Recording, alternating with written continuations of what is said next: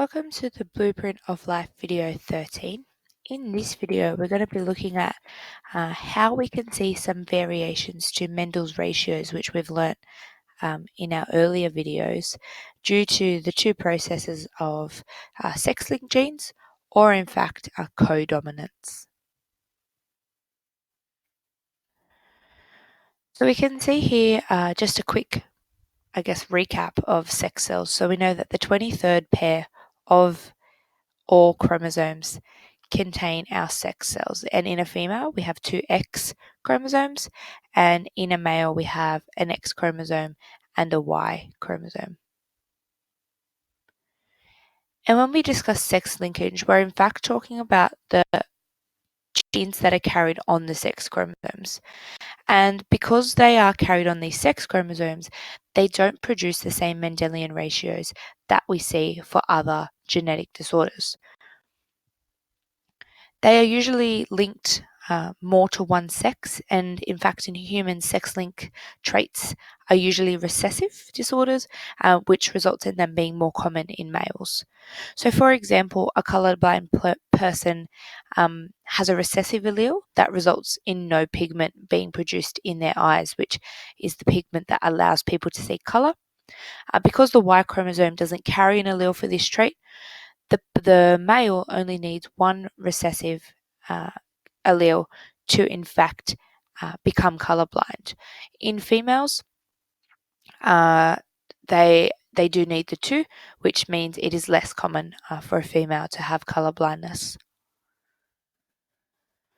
So the scientist which is responsible for our understanding of sex linkage is a scientist named Morgan, and he experimented on the fruit fly, and he showed that there are hereditary factors on the X chromosomes of an individual. Sex linkage still follows the dominant and recessive alleles, but when we write them, we're writing them on the sex chromosomes as superscript, as opposed to writing them as just capital and lowercase letters. So here we have a quick explanation of the experiments that Morgan undertook to in fact show his understanding of sex linkage. So he crossed a white-eyed male with a red-eyed female, and he produced an F1 generation that all had red eyes. And then he did a cross with this F1 generation, so cross a red-eyed male with a red-eyed female, and instead of getting the ratio which we predicted, Morgan actually found the ratio of the red-eyed males was 50-50, as opposed to the red-eyed females where all of their eyes were in fact red. And then he did a third cross where he crossed the white-eyed male that was at the beginning, so the what he first used with the F1 female, and again he produced a 50-50 ratio. So he found that the number of white-eyed flies was lower than predicted if he had have used Mendel's ratios. And then he produced the hypothesis that the gene for eye color must be carried on the X chromosome, and that the Y chromosome does not have a gene for eye color. The second process which can alter the Mendelian ratios, which we understand, is codominance. So we see this during a monohybrid cross where there are dominant and recessive inheritance patterns that we usually understand does not apply, and in fact we produce a third phenotype. So we can look at this example of snapdragons, which are a type of plant, and they can produce red or white flowers. And when they performed a cross between the red and the white flowers, they in fact produced pink flowers. So then they crossed these pink plants, so the F1 generation, and in the F2 generation, there were plants that were both red, pink, and white, producing the ratio of 1:2:1 instead of the 3:1 ratio that Mendel first proposed. If we just go back quickly, the codominance means that instead of each characteristic having both, or one being recessive and one being dominant, in fact, both are dominant.